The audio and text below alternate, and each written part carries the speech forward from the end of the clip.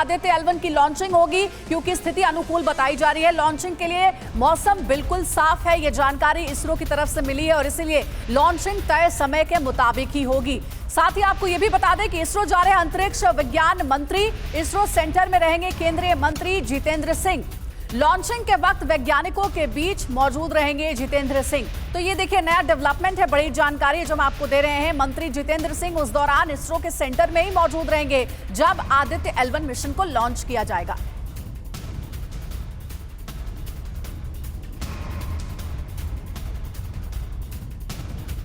और आदित्य L1 पर study के लिए 7 पेलोड यानी कि उपकरण लगाए गए हैं। अब आपको इन उपकरणों के बारे में भी बताना जरूरी है।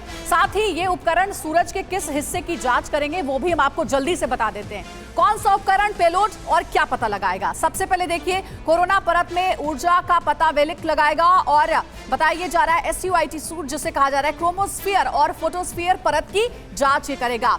साथ ही सोलिक्स कम ऊर्जा सॉफ्ट एक्सरे वाली किरणें की स्टडी करेगा और हेल्वेनोस ज्यादा ऊर्जा यानी कि हार्ड एक्सरे वाली किरणों की स्टडी करेगा। उसी तरीके से एस्पेक्स है जो कि सौर हवाओं में मौजूद प्रोटॉन की स्टडी करेगा। एक और नाम दिया गया PAPA पापा, सौर हवाओं में मौजूद इलेक्ट्रॉन्स की स्टडी करेगा और मैग जो कि मैग्नेटिक असर की स्टडी करेगा।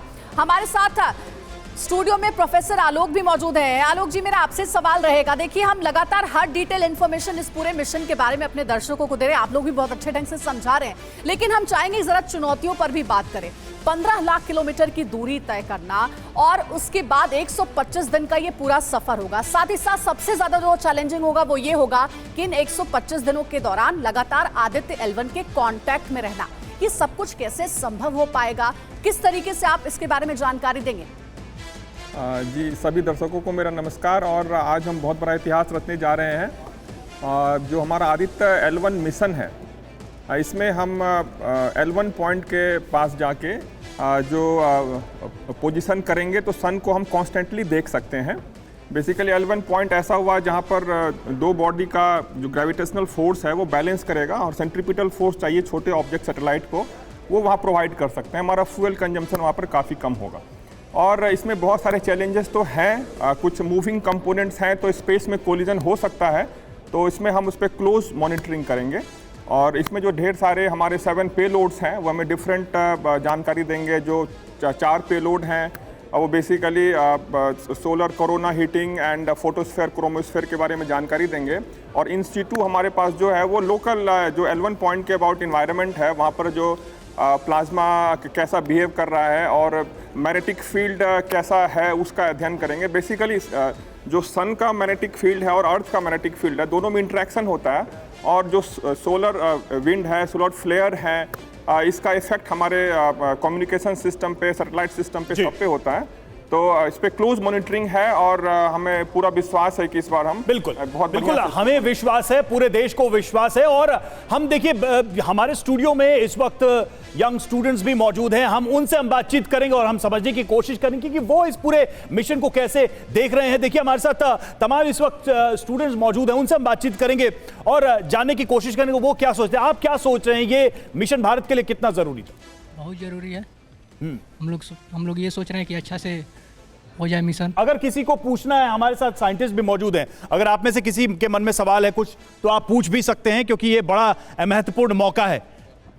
आप कुछ कहना चाहेंगे? चंद्रयान 3 के लॉन्च होने के बाद जो ये इस तरह वो सूरज पे जाने का जो फैसला है वो रॉकेट की तरफ से, ये बड़ी उपलब्धि मान है। आप क्या मानती हैं इसको? भारत ने बहुत कम समय में एक दूसरी छलांग लगाने की तैयारी की। प्रेपरेशन पहले से थी हमारी, और आई थिंक जैसा हम सुनते आए हैं साइंटिस्ट से कि we are capable to do this and this is a very big leap for India कि इसके पहले और देशों ने इस चीज़ को किया है और अब भारत भी इसमें शामिल है। भारत भी इसमें शामिल है। भारत के लिए बड़ी उपलब्धि है, भारत के लिए बड़ी उपलब्धि। आप कैसा महसूस कर रहे हैं? बहुत बड़ी उपलब्धि, हम बहुत गर्वित महसूस कर रहे हैं कि हम भारत देश में जन्मे हैं। तो हम चाहेंगे कि एक बार इस मिशन के लिए, वैज्ञानिकों के लिए एक बार हम सभी ताली बजाएं और इस चीज को सेलिब्रेट करें। मनीष, मैं चाहूंगा जरा आप हमारे पास आए और देखिए लगातार लगातार हम ये चीजें बता रहे हैं दर्शकों को कि क्या क्या इसमें, इधर आ जाइए आप मेरे साथ, किस तरह की तकनीक का इस्तेमाल किया जा रहा है, क्या इसमें फायदे होने वाले हैं। लेकिन मैं हम ग्राफिक्स भी दिखाएंगे, कुछ एलिमेंट्स भी रखेंगे दर्शकों के सामने और चाहेंगे कि आप जरा इसको समझाइए, जो पूरी ट्रैवलिंग है, पूरी यात्रा है, वो कैसे होगी। देखिए हमने एनिमेशन तो बनाई है, लेकिन समझाएं आप। देखिए जो आदित्य है, जो स्पेसक्राफ्ट है, उसके ऊपर एक बड़ा थ्रस्टर लगा हुआ है जिसको हम कहते हैं LAM।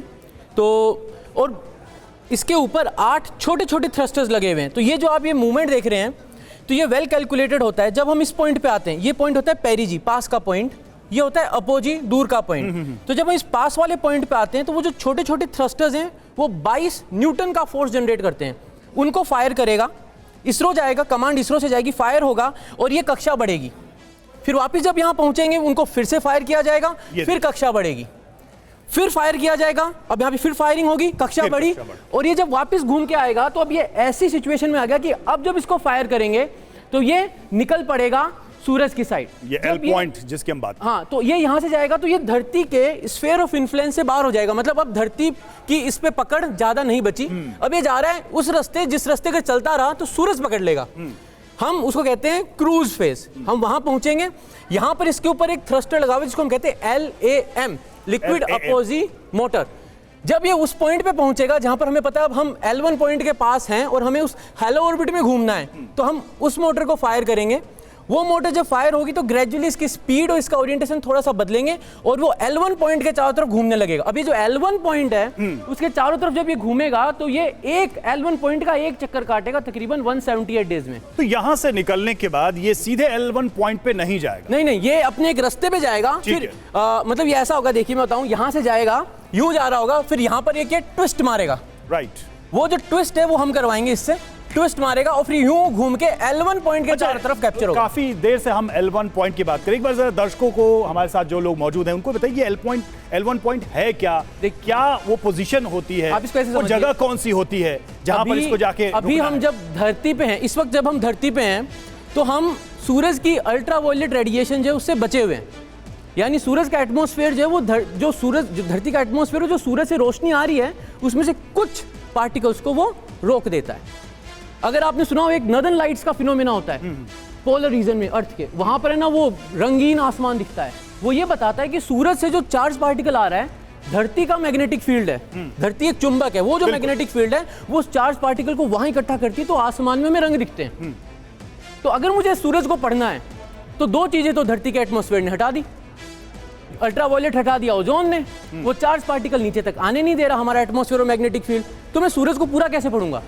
तो डिसाइड हुआ था 2008 में कि धरती की निचली कक्षा में घुमाओ। मैं इसको बहुत सिंपल कहूं कि एक गुरुत्वाकर्षण सूरज का है, एक पृथ्वी का है। ये हमारा आदित्य L1 कहां होगा, क्योंकि दोनों का खिंचाव होगा दोनों, ये देखिए, तो वो पोजीशन कौन सी? मान लीजिए आप सूरज हैं और अगर मैं धरती, मेरा नाम रवि है तो रवि जी हैं, सूरज पर्यायवाची हुआ।